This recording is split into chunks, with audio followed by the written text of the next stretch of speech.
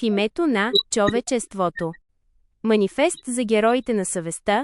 Това е паметник за онези, които поставиха човешкия живот над властта, над парите и над страха.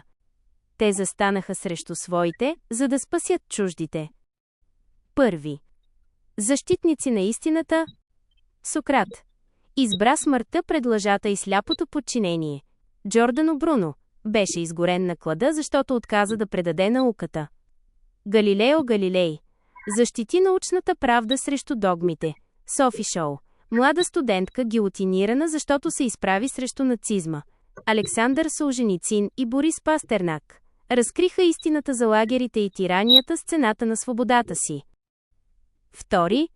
Спасители от геноцид. Абдел Кадер. Мюсюлмански лидер, който спаси над 12 000 християни от клане. Селахатин Юлкюмен. Турски дипломат, спасил десетки еврейски семейства от лагерите на смъртта. Чуюне Сугихара. Японски дипломат, рискувал всичко, за да даде визи на хиляди бежанци. Джон Рабе. Спаси над 200 000 китайци от войната и кланетата. Димитър Пешев и българските духовници. Спряха депортацията на 48 000 евреи. Пол Русесабагина. Укри и спаси над 1000 души по време на геноцида в Руанда. Трети. Борци за свобода, малцинствата и потиснатите. Индира Ганди.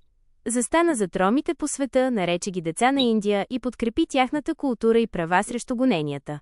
Махатма Ганди. Поведе народа си без оръжие и защити най-бедните и отхвърлените. Б.Р. Амбедкар. Роден сред най-потиснатите, той създаде закони, които да пазят правата на всеки беден човек. Спартак. Води въстанието на робите срещу империята в името на свободата. Тусен Лувертюр. Поведе борбата срещу робството и колониализма. Хариет Тъбман. Рискува живота си десетки пъти, за да спасява роби. Оскар Ромеро. Защити бедните селяни и беше убит пред олтара. Стив Бико. Загина в затвора в борба срещу расизма. Мартин Лутър Кинг. Поведе народа си без насилие в името на равенството. Четвърти. Пазители на мира. Станислав Петров. Разпозна фалшивата аларма и спря ядрена война. Василий Архипов. Отказа да изстреля ядрено торпедо и спаси света. Кенеди и Хрушчов. Направиха крачка назад от ръба на пропастта. Нелсън Мандела. Избра прошката пред отмъщението и спря гражданската война. Пети. Уроците на историята. Предателството към род и съюзници. Трагедията на ослепените войници. В историята остава бруталният жест, когато хиляди български войници на цар Самуил биват ослепени, а на всеки 100 души е оставен само един с едно око, за да води останалите назад. Този факт показва докъде стига жестокостта на властта и последиците от вътрешното предателство. Обръщането на лоялността. Историята помни как геополитически съюзи се обръщат изведнъж, както България 2 пъти се изправи срещу Русия, която я бе освобождавала. Геноцидът и изоставянето на малцинствата. Властите с десетилетия ползваха труда на ромите и мюсюлманите, а при промяна на строя ги изоставиха и дискриминираха. Шести. Завет за бъдещите поколения.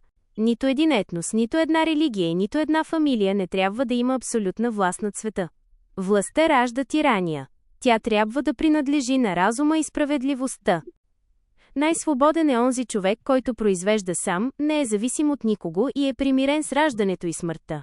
Обичай и прегръщай, но не се доверявай сляпо.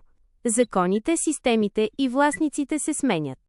Не допускайте машините и технологиите да изместят човешкия труд и да ни направят роби. Пазете контрола над училищата, съда, медицината и храната. Когато виждате неправда и геноцид срещу друг народ и мълчите, утре същата неправда ще дойде при вас. Всеки силен си има посилен над себе си. Когато смажат слабите, идва ред на силните. Не карайте никого на сила да ви обича или да сменя вярата и характера си. Генът и менталитетът не се променят лесно. Не се доверявай на фанатици и расисти, с времето звярат в тях пак се събужда. Орхан Мехмет Юсеин 77, Куки 77. Български гражданин, мюсюлманин, от ромски происход, 40 години живот в България и 10 години в Германия, самоук, неконформист, деист, написано на 6 август 2026